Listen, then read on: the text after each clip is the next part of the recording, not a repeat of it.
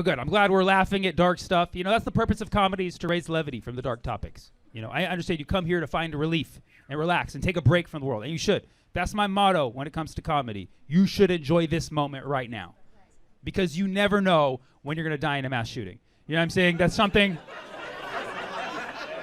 See, some of you get the point. Enjoy this moment now, because after this, you're on your own. I know, people are like, I don't want to talk about gun violence. Like, okay, Republican senator. You know what I mean? Listen, I wrote a couple things on it, and I understand this might not be for you, and I apologize in advance. Literally, my thoughts and prayers go to you. Because I do think it is something we need to talk about. Because listen, right now, homicides and suicides by gun are on the rise, and that's a problem. But here's the good news. They're not as high as they were in their peak, which was in the 90s. Isn't that crazy? I'm a millennial. We glorify the shit out of the 90s. We're like, it was the best era ever, leading in suicides and homicides. You know, like, we leave that part out, but we had the best music. What? Fucking Tupac, Biggie, Kurt Cobain. What happened to those guys?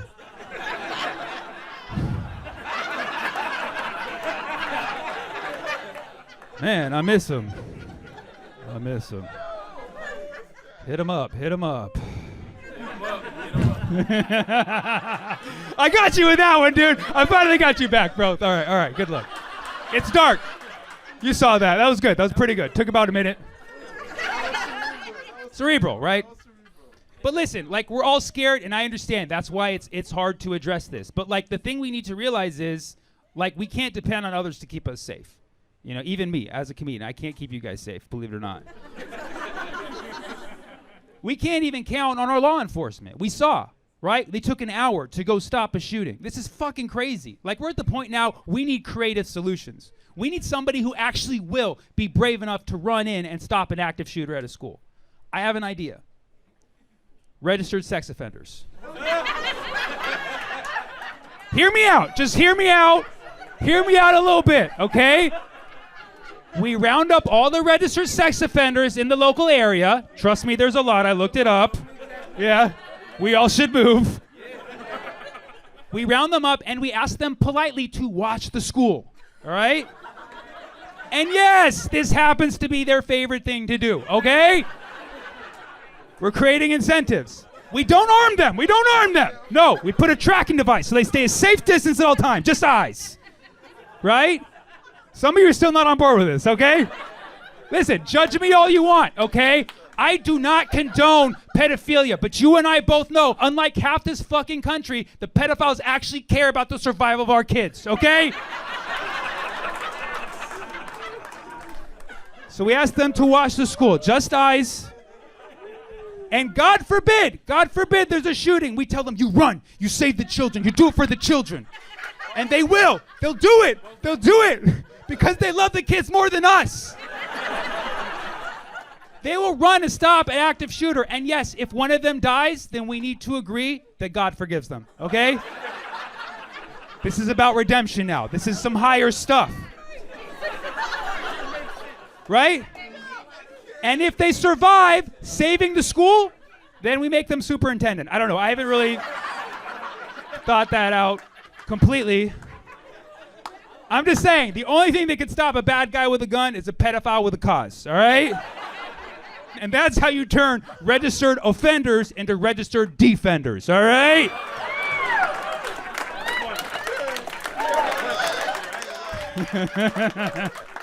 Thank you, thank you. What do you guys want to talk about? You're an engaged crowd. What do you want to talk about? Ghosting. Yeah, let's talk about ghosting. When I go on a date, first date, always to the graveyard, because that way we all get ghosted. You know what I mean? Miss, you got ghosted tonight? She's like, not me, mother. You got ghosted? Your friend got ghosted tonight? Was he supposed to show up? Or he or she or whatever? He just stopped responding?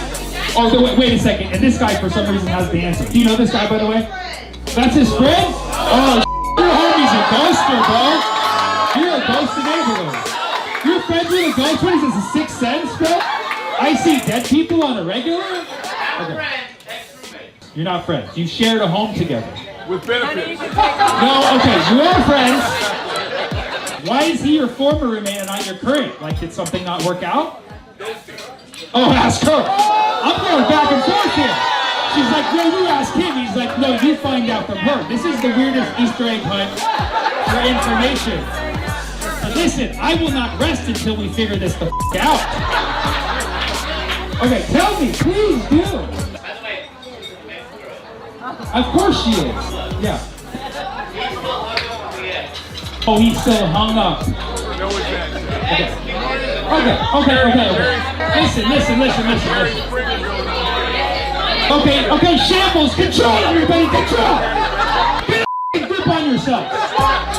Everybody got triggered by that. Oh, the hung up on the X. I know what that's like. What are you talking about in the comedy show? Everybody's gonna cry right now! Okay, listen, he's hung up on the X. You dropped it. It's something that we had to hear. It was hard to hear. You don't want that motherfucker. He's got baggage, He's got baggage, and you have baggage, Don't let baggage, into your baggage, That's rule number 1. Right? I gotta get out of here.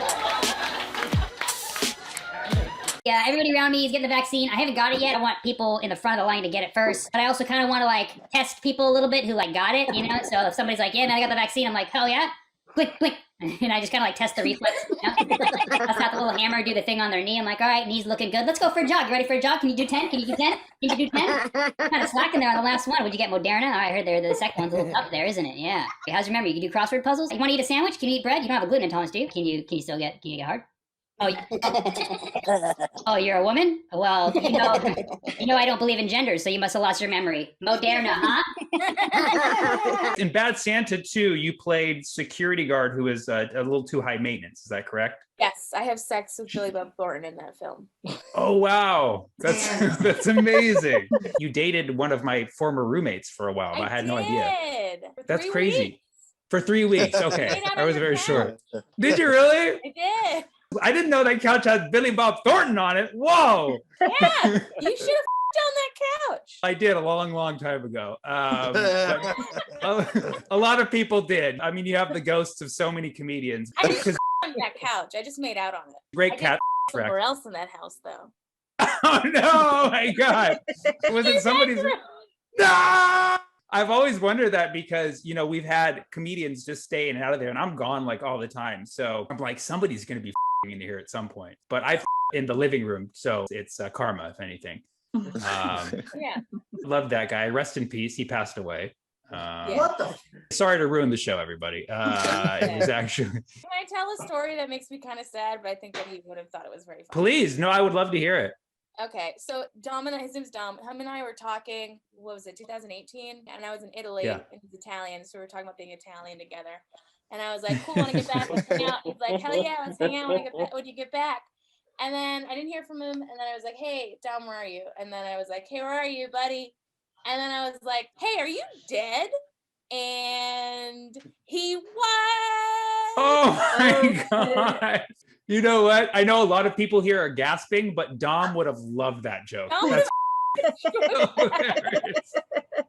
is what I thought. I was like, oh, I bet he moved back to St. Louis. You know what is crazy? He told me he was considering moving back to St. Louis. So I think we should all be happy that he's in a better place.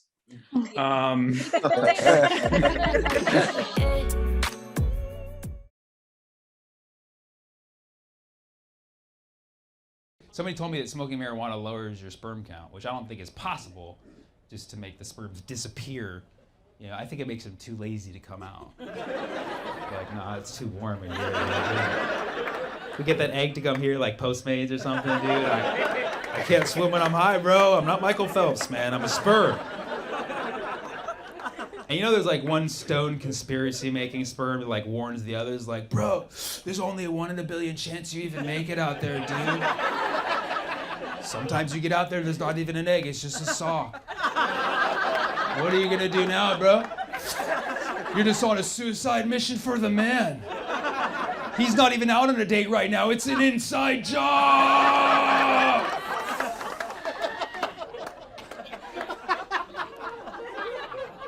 It's a good laugh, I'll have to cut you off pretty soon. Ladies and gentlemen, please stand and welcome your host for the evening and future president, Sammy Obeid. I'm just going to go ahead and cut to the chase. I'm running for president in 2036. Come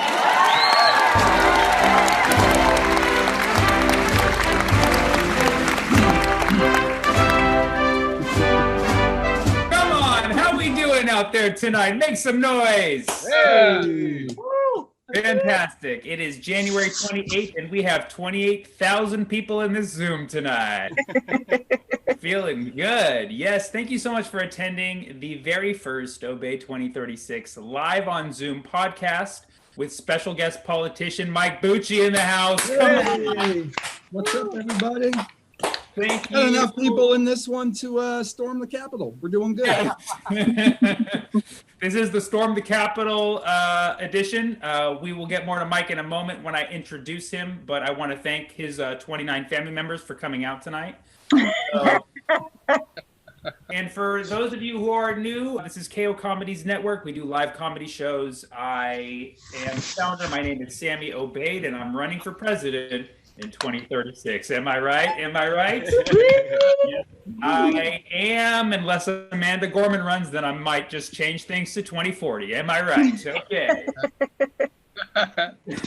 People always ask, why 2036? And I tell them because that's the latest that Vladimir Putin can stay in office in Russia till. So it gives me 15 solid years to make friends with each and every one of his family members. So, because it's going to be one of them. So establishing ties right now. And yes, people are telling me, Amanda Gorman, she's a poet. Did you guys see her poem at the inauguration? It was amazing, right? It was amazing. And people are like, yeah, she's running. Are you worried? And I'm like, I've been running since 2016. All right. So I love Amanda's stanzas, but she needs to get in line. You know what I'm saying? Okay, come on. No, seriously, if she's running, then we are literally fucked. But that doesn't matter right now. It is probably a joke. It's probably a joke. I mean, her career is already going amazing, but so is mine. I mean, next week she will be performing at Super Bowl 55. Yes. Wow. And I also will be watching. So good things on the horizon. But what a new year, what a new month, what a new era.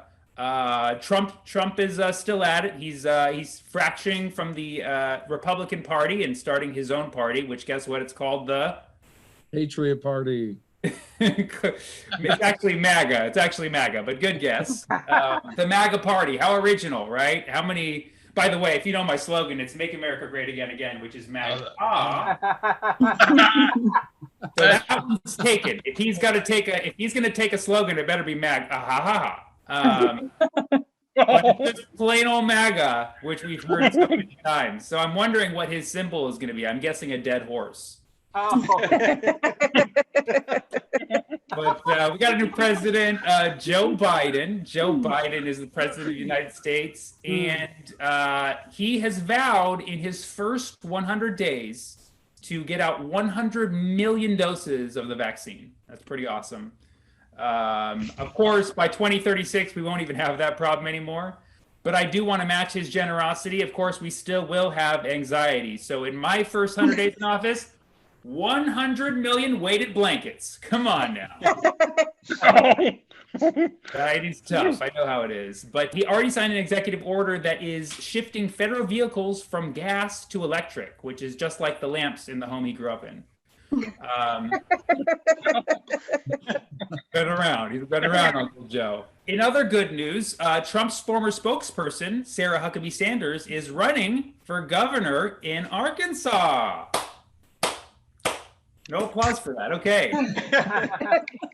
This is amazing, guys. I mean, if she wins governor of Arkansas, she will now be the second governor of Arkansas to coming in blue dresses. Am I right? Okay, good.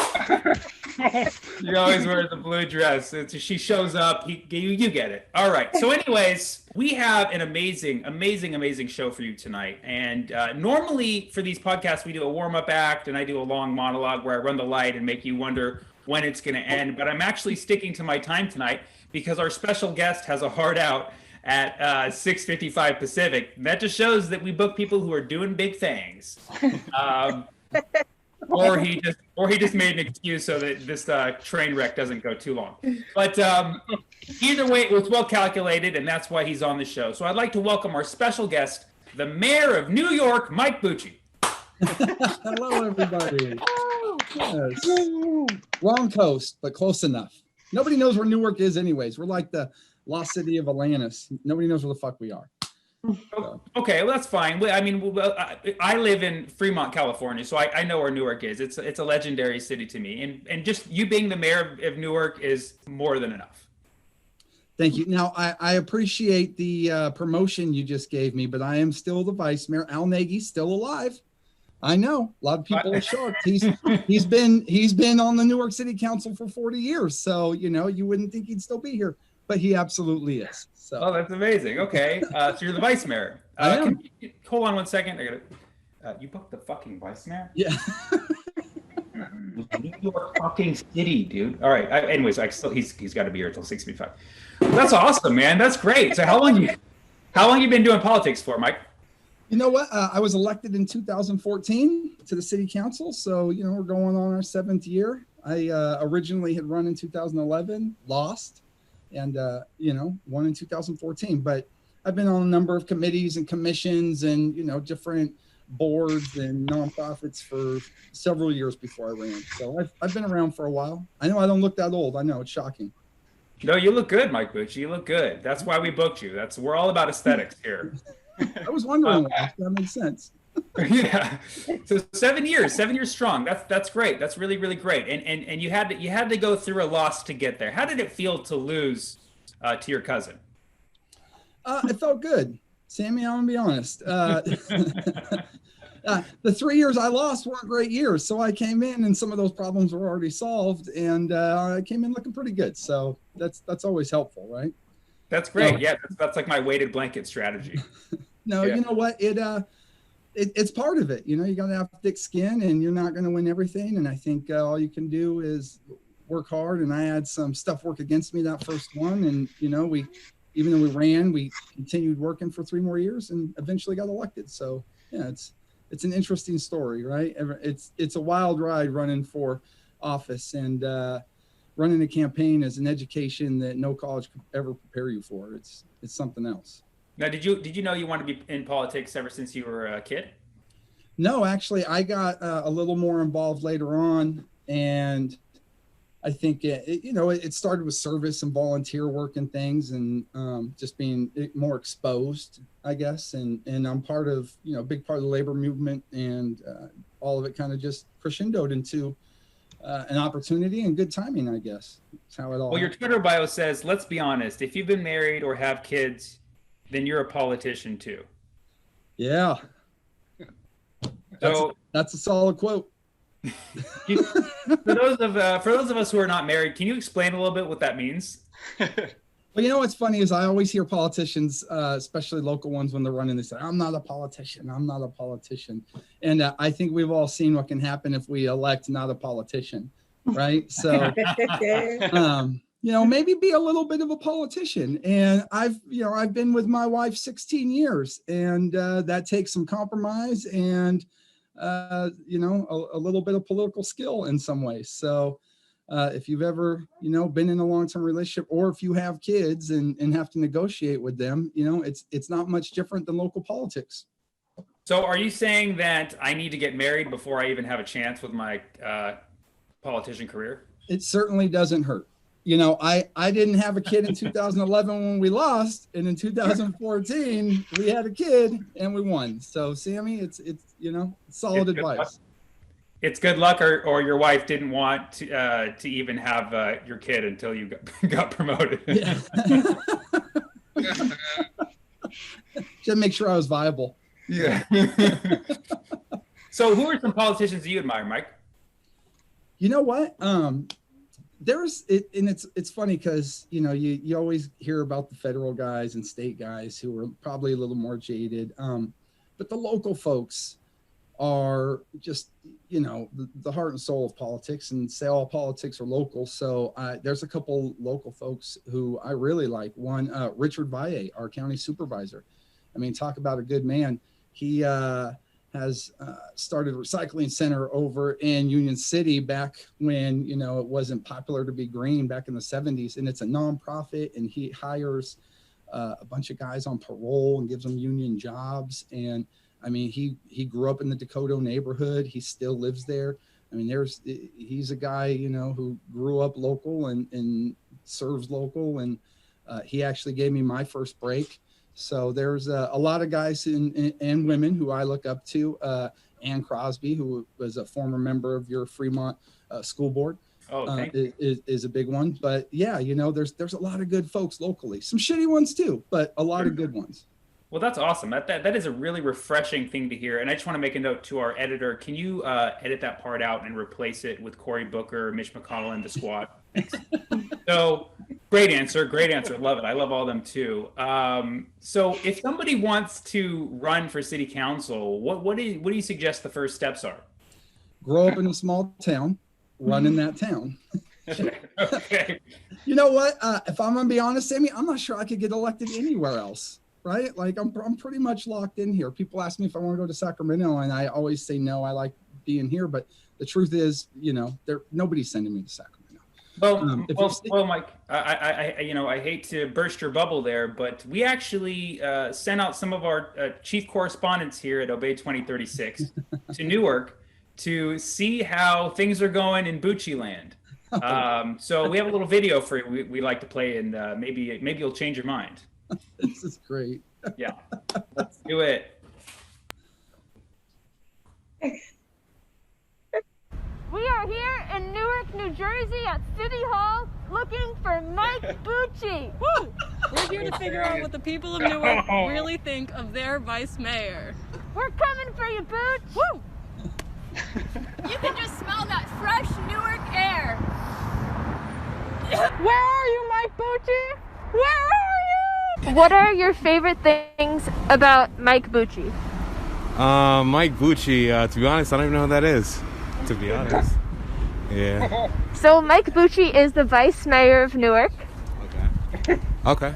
Mike Bucci, I don't know enough about Vice Mayor Mike Bucci. Mike Bucci? Yeah. So his name's Mike Bucci. Okay. What do you like about Mike Bucci?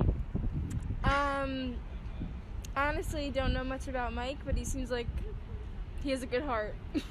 He has a great heart, actually. So Newark looks wonderful. They're great. doing a great job. What do you think? Do you think Vice Mayor Mike Bucci has anything to do with that? I'm not familiar with him very much. So I'm out here with Aaron.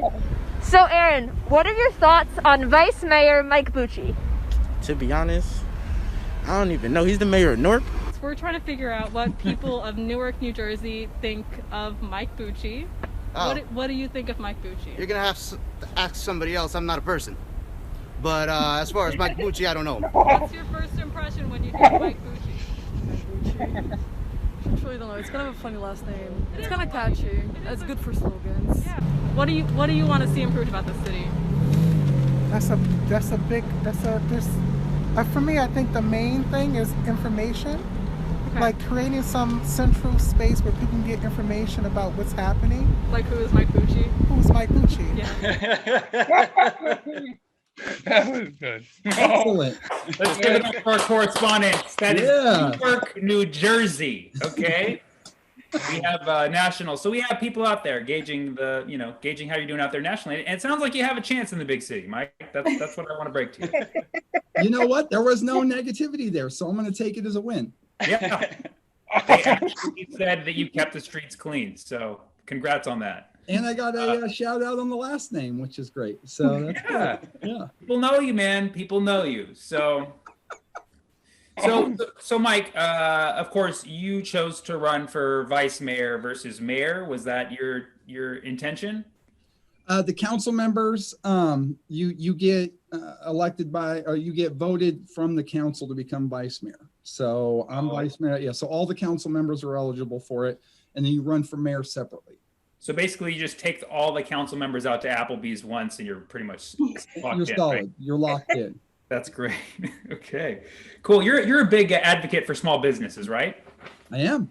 Yeah. So I did get word that Amazon is considering giving the city of Newark $1 billion to set up a factory there. Now, would you accept that, and why?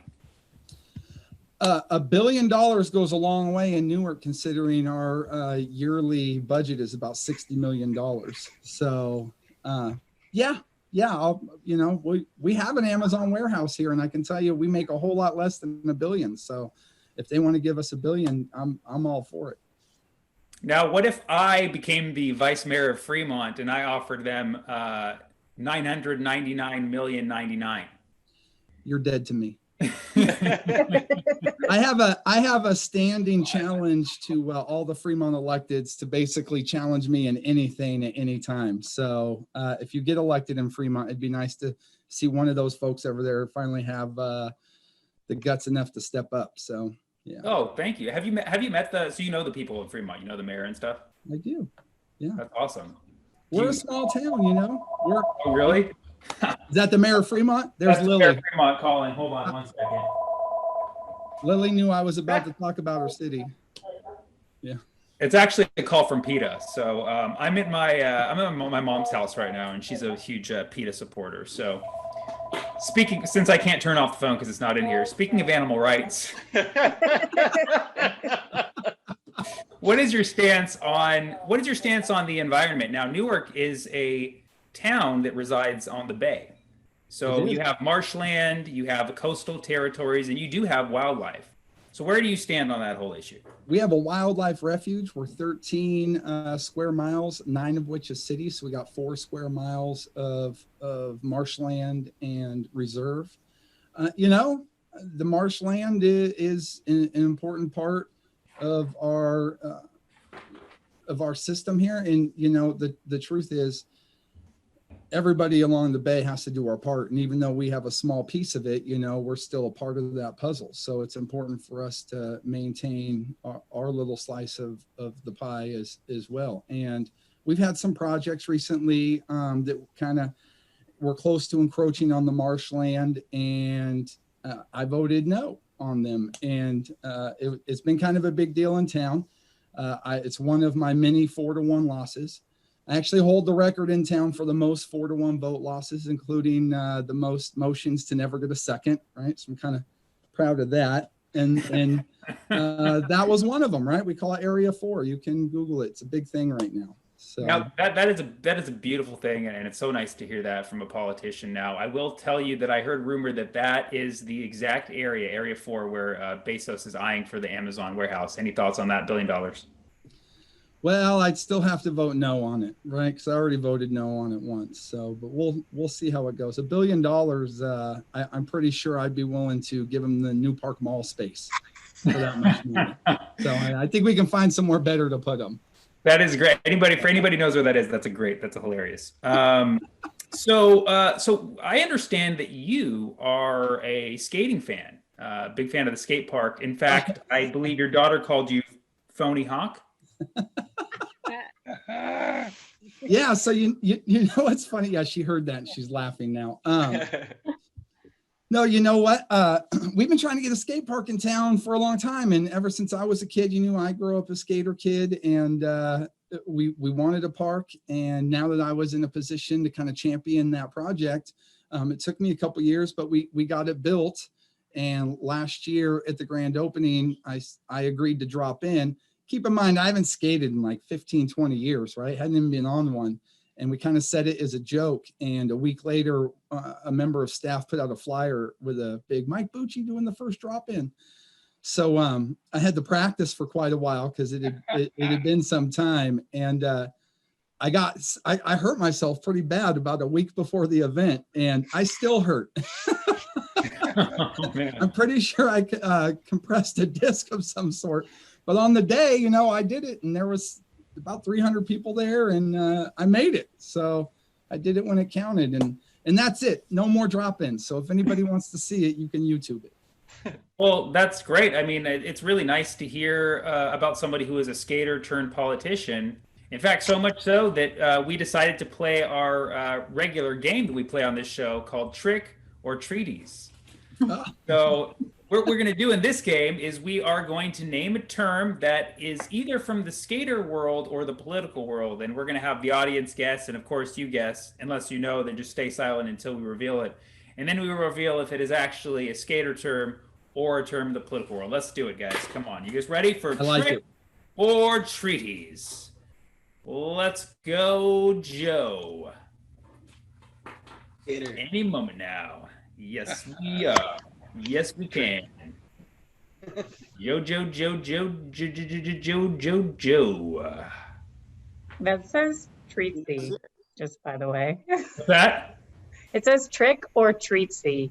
Yeah, I know. I changed it. I changed it on the fly. Where does it say that? What do you mean it says that? Where does it say that? It's up. You can't see JP's. JP. Oh, JP. Sorry. Spotlight. There we go.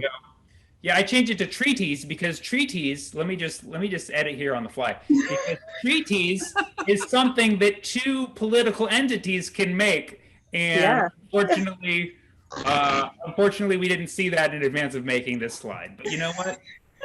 It's a small treaty. It's not a nation. It's cities. Yeah. Right? They're treaties.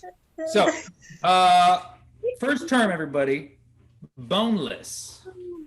Can you you can guess in the chat and you can guess out loud. What do y'all think? Is it a skater term? Trick. Everybody's guessing trick. Definitely a trick. And Mike, are you saying that from previous information?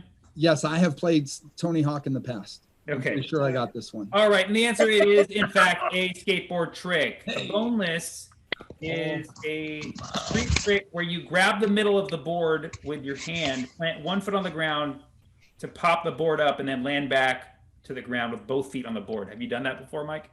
Never. Okay. Okay. Well, boneless and boneless indeed. All right, next treat. Okay. Trick or treatsy. This one's called the blue dog. What is that? Political or skater trick? Treatsy. No, I hate trick. Yeah, trick. Okay, we got one for trick. We got one for treatsy. Treatsy. Treaties. Anybody says treaties, bonus points. It is, in fact, political jargon. A blue dog is a Democrat who is likely to side with Republicans on certain issues. Oh. Yep. Mike, do you consider yourself a blue dog? Not really. No, I consider myself an unapologetic liberal. So, Okay. but it depends on who you ask. You know? Sure, I'm sure. Okay. Yeah. Next one, we have the caveman. Trick or treatsy? Trick. I'm gonna go with trick too. I would say treatsy. It is a skateboard trick. A caveman is a trick done by jumping onto one's board, usually a grind or a board slide. I almost went with Mitch McConnell.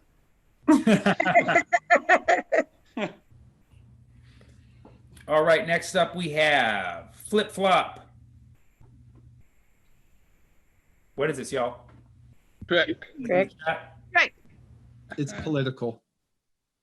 Yeah. Yeah. Bucci's like, trust me, I did it on the Marsh issue. It, in fact, is political. It is to make an abrupt reversal of policy. I think most of us have heard that one before.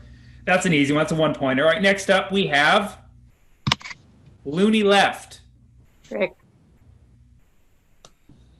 Or Mike Bucci. That's treatsy. Yeah. The loony left is political. A goofy left is a It is, in fact, political. It is a pejorative term to describe those considered to be politically far left. So Mike is, in fact, unapologetically loony left. So next up, we have no comply. What do you think? Treatsy. Trick. It's a trick. I'm going trick. All right, it is in fact a skateboard trick. To do this trick, the rider must plant his or her front foot and pop the board with only their back foot. No comply. I'm glad I'm not missing these political ones. Yeah. Embarrassing. That's the main reason we're doing this game, Mike. We were going to give you just a multiple choice test. We figured this was a more fun disguise. All right, next up, we have a pregnant Chad. This is my favorite. Oh, jeez. Pregnant Chad, skateboarding trick or political treatsy? Treatsy. It is, in fact, political jargon. In the 2000 presidential election, Florida votes. They had these ballot punch cards. They were incompletely punched holes, and it resulted in partially punched chads, either a hanging chad, where one or more corners was still attached, or a fat chad, or pregnant chad, where all corners were still attached, but an indentation appears to have been made. So you can thank George Bush for that. Pregnant chad. And that is why we still have global warming. All right, so next up, we have pressure flip. What is it? This is a good one. Pressure's on. Definitely a skateboard trick. Anybody? Trick. All right. Unanimously to skateboard trick. It is a skateboard trick. Pressure flip can refer to any flip trick flipped solely by popping the foot. Unanimous? Man, we can't get everybody to agree that today's Thursday. So unanimous, that's great. This is the beauty. This is the beauty of politics and skateboarding, is that it brings people together. All right, we have two more. Next up is called the rubber chicken. What's that, guys? Is that used in the skate parks or used in the Senate? Isn't that Gavin Newsom's nickname?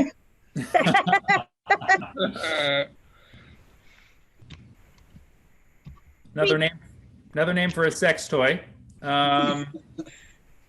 It is political jargon. The rubber chicken is used to disparagingly describe the food served at political or corporate events. Mike, what do you know about that rubber chicken?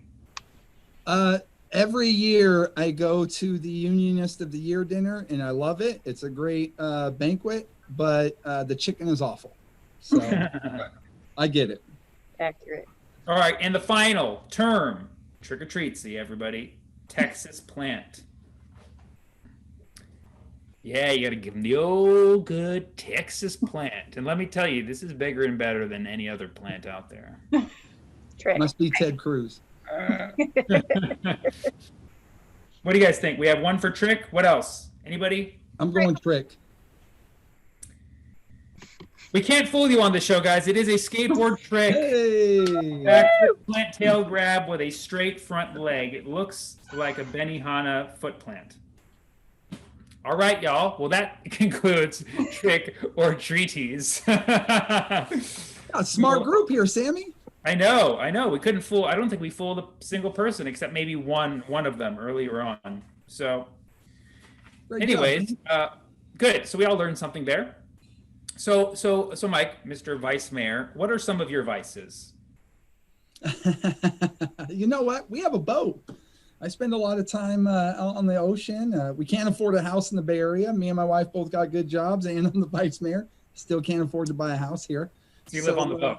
Yeah, we bought a boat, and we spend quite a bit of time out on the bay. So, that. And Newark has about 10 moonshine stills, I think. And I'm able to get some of that once in a while, and we'll sip on that. That's delicious. Yeah. So when this whole pandemic's over, maybe we can sip some moonshine on your boat, and I can be like, hey, I was sipping shine with the booch on the boat. It's not that good, but yeah, we can do it. It sounds better than it is. Hey, you got to build a name somehow. Yeah. Now, Mr. Bucci, I am aware that you are a member of the Newark Optimist Club. Yeah. Right? And being optimistic is something very important in politics, especially making things seem optimistic, even if they're not. So we want to put you to the test as a politician and member of the Optimist Club by playing a game I like to call Spin This. So in this game, I'm going to give you something that's bad that happened that you would have to spin. and make positive. Does that work? You cool with that? That works. Okay. Let's give it a shot. Okay. Here we go. Number 1, spin this. You drove over a family of ducks while driving a diesel truck and jamming out to Nick Jonas.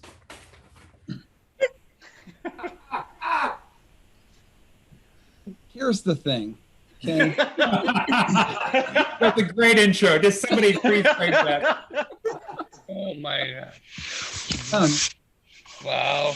We obviously love our wildlife here in Newark, but unfortunately, the Newark Lake ducks have become a little too comfortable and they don't fly away for the winter. And it has put an extreme strain on the local ecosystem, right? Really, these animals need to leave part of the year and give us the time to recover. It's good for the plant life, the flora, the fauna. The fact that, I hit them, well, I feel bad, and I wouldn't have even been out driving except I was working for Meals on Wheels. And there's a lot of seniors over there in the lake area, right? And, while I did hit those ducks, I also don't waste food. So I stopped, picked them up, cooked a few meals, and after I dropped off for the older folks, I also donated some food to the homeless. So, in the end, we made lemons out of lemonade, I think. No, that was all beautiful, but you did not apologize for the Jonas part. Can you explain that? Listen, my iPod is so old, I don't even know how to upload things. So my wife mostly does it for me. And I had one random, and she's so sweet that I couldn't tell her how much I hate that song. So I just left it on there and didn't say anything like a good husband. You are so good, Mr. Okay. Another one. All right, here we go. You just accidentally tweeted a step-by-step plan to eliminate all left-handed people by 2022.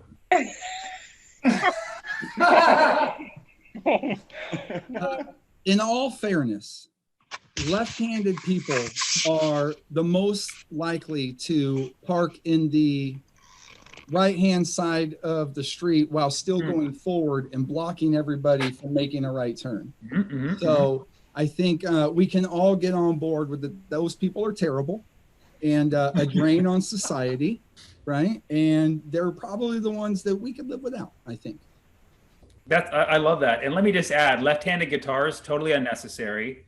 And you can Hendrix played it upside down. You don't need a special guitar. Exactly. Jimmy did it. So confusing every time I pick up a left-handed guitar and I'm playing it backwards.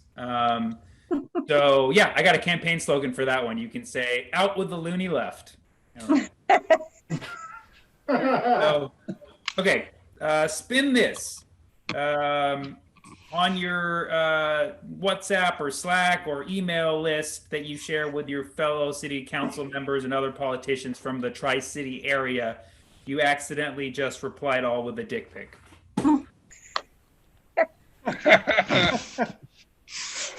Somebody had asked me if I had seen Vinnie Bacon recently.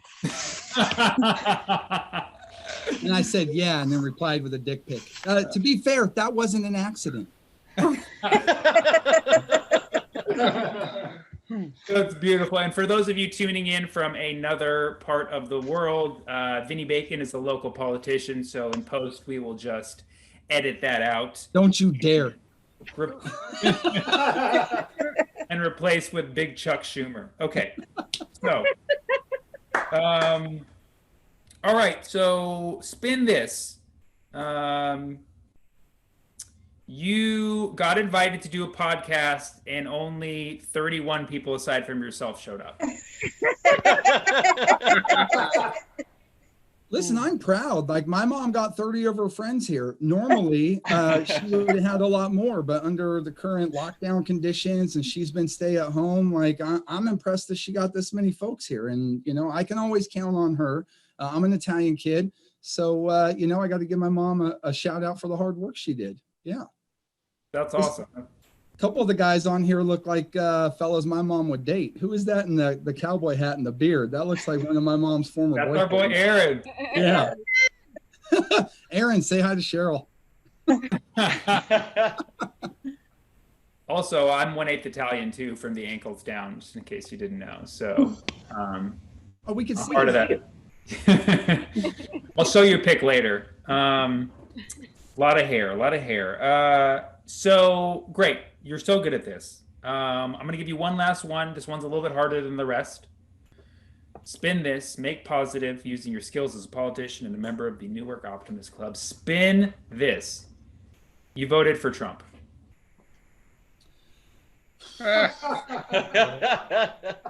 Oh, wow. Let's just say both times too, 2016. Several years ago, I made the mistake of mumbling something under my breath to my wife, and she hit me over the back of the head with a rolling pin. And I spent the last 5 years in a coma, and my wife committed voter fraud and actually voted for Trump for me using my mail-in ballot. So it wasn't actually me, but her trying to make me look bad. And but you know, I'm committed to our relationship, and nobody's perfect, so I'm not going to hold it against her. Wow. That is so noble. But did she get any kind of reprimand, any kind of punishment, anything for that? No, the cops showed up, found out who she hit. They didn't care. They left. Oh, it's so endearing, Mike. Oh my God. A true politician indeed. You passed the test, sir. Cops showed up like, oh yeah, that's one of our bosses. We're good. And moved on. Well, fantastic. You know, we were able to honor your heart out tonight. Can you tell us where you have to go? You know what? I have a council meeting at 7 o'clock tonight. So I had told Sammy I want to do the show. I'm looking forward to it, but I need to be out by about 6:55. So we just made the vice mayor late to his own council meeting. It wouldn't be the first time. I've shown up late before. It happens. I've come running in as well. You know what, Sammy? It's funny because a lot of people think council members, you know, this is all we do. I have a total different, separate full-time job. I know people will be shocked to find out that you can't live in the Bay Area on a council salary of $11,800 a year, but you can't. So while it's certainly helpful, and you know, we appreciate it, this is a work of passion, I still have to have another full-time job. Yeah, so it's busy. That's why I'm doing this podcast. So you're going to go off to this meeting and maybe give us a plug, like a little something. Yeah, you know what? I will officially announce to everybody, and I'll post it to your thing later, that I'm proud to be the first endorser of the Sammy Obeid 2036 presidential campaign. Oh, thank you. You have my full support, and my endorsement comes with a contribution of $100. So congratulations. Wow, that is amazing. That is amazing, and that is exactly why I invited you to this show. Now let me ask you, Mike. You're going to go off to this council meeting. How many people are in the Newark City Council? We got 5, 4 council members in our mayor. So it's 5, and you need 3 votes to do something. So 5 council members. So this Zoom is the bigger one, huh? You're going down. You're going from the big game to the open. My mom has spent more time watching this Zoom than any of my council meetings. Yeah, well, maybe we can do a drop-in sometime and see how things are going in the city. Now, Mike, last thing I want to ask you before you go, because we got to get you out of here. Is there anything about politics that people don't generally know that you'd want them to know?